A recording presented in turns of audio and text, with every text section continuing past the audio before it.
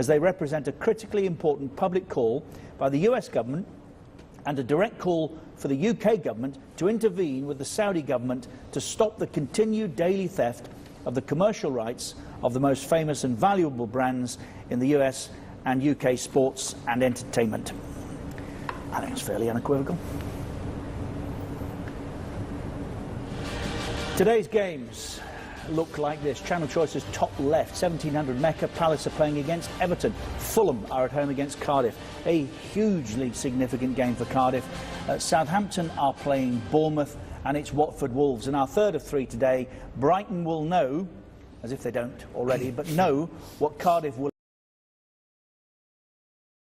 have done before they play Newcastle, with another must-win on the agenda for them. So here are the two men at the forefront of the fight to survive. We have to win games. They don't really have to win games to stay up. It's simple as that, really. And we have to try and win games of football, which is not easier said than done in this league.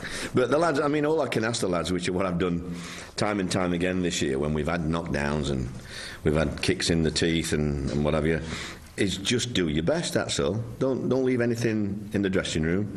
Make sure the fans know you've given everything on that pitch, and, you know, what will be will be.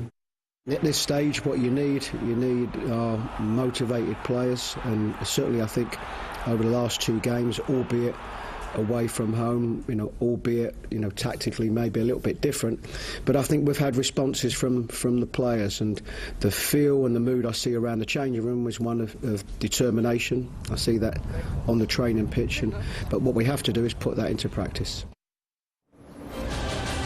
Where's the momentum, if indeed there is any, at the bottom, Gus? I think it's a massive problem. It's mental. Every week it looks like it's too long, and you have to wait to win a football game, and when you don't score, it's very difficult to win. I think it depends more on Cardiff today than in the rest of the... You fancy them to win at Fulham? Well, I think Fulham done very well the last two games. Maybe now they will relax. And Cardiff, like Warnock said, they have to win. That's a big difference. Like Brighton has been playing not to lose. The other day at Spurs, they were before at Wolves. Cardiff must win, so they play in a different way. Is that a mistake from Brighton's point of view? Perhaps they should be playing to win as well. I think there's an element of that. I'm not sure the semi-final going so well in the Cup helped them in any way, shape or form, but losing the home game to Cardiff was a massive result for both sides, and it quite literally has dragged Brighton right into it. And I'll tell you right now, if Fulham win today, if Cardiff win at Fulham today, which you'd have to say they've got a chance, the pressure goes right on to Brighton. If they did that, would you fancy them to stay up? I'm looking at the fixtures, and I'd probably say yes, because I'm looking at Brighton's last two is Arsenal away and City at home. Yeah. Right, well, you wouldn't fancy them getting anything from those two games. I know Cardiff have got to go to Manchester United. Manchester United last game of season, yes, Cardiff. But I would say to you right now that if Cardiff win, the momentum, we talk about momentum down at the bottom, there isn't really a great deal, a lot of downward momentum if you like, but there isn't a great deal of momentum going forward. If Cardiff win, the pressure on Brighton will be unbelievable, and I'm not sure they'll handle it. The only thing Brighton really will they can stay up without winning another point. They could stay up. They're 3 points ahead, and their goal difference is far superior. Yes. So that means that even if Cardiff win today, and then they lose their other two, and Brighton don't win another game, as long as they don't get hammered, yes, they should stay up goal difference. So what Cardiff know is the minimum they need to take is 4 points. So they need to win today. I'm guessing they'll probably think United away, they're not going to get much there, and their other game is Palace at home.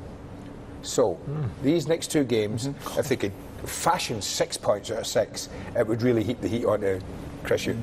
And if Neil Warnock kept Cardiff up?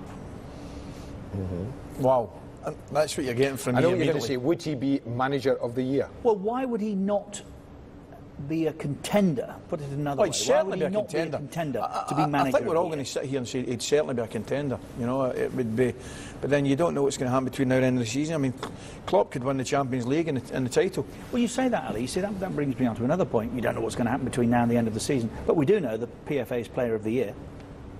What if Sterling goes on single-handedly now from this point? to win it for Manchester City. We know the PFE Team of the Year, so why have we not waited until But no, everything's Richard, I concluded? couldn't agree more. I could not agree more. In this day and age, right, with a flick of a switch, you're not going to tell me you can't put a vote in immediately when the season finishes, a flick of a switch. Online. Online. It can be done online. It's easily done. I think you're voting far too early. You know, I actually agree with you, 100%. Yeah, me too. And because we were talking about Van Dijk. What about if Liverpool goes and win all the games and the Champions League and he doesn't concede a goal from here to the end of the season? Why no Van Dijk? I don't know why the vote is so early. I remember, I think it was Ginola who won it 1 year. Yeah, Ginola won it in 1999, and so But- Alex Ferguson was right. United's treble-winning year, and not one of his players got near it. Yeah, they split the vote though. That was the trouble with that United side. I think back then they were all so good, Richard, that all the others that were They voting, got many votes. they voted for everybody. Yeah. There was a Giggs and a Beckham, Yeah. and Ronaldo and a Scholes, And a Ginola got Keane. everyone. And Ginola just got a load of votes, and just that was Yeah. why. Wonderful player, of course. Yeah, I know. But to be player of the year when United had done a treble, Yeah. I don't think so. So easy Anyway. to win that. Back to Tottenham when we come back, which so far has been a frustrating 45. It's goalless against West Ham.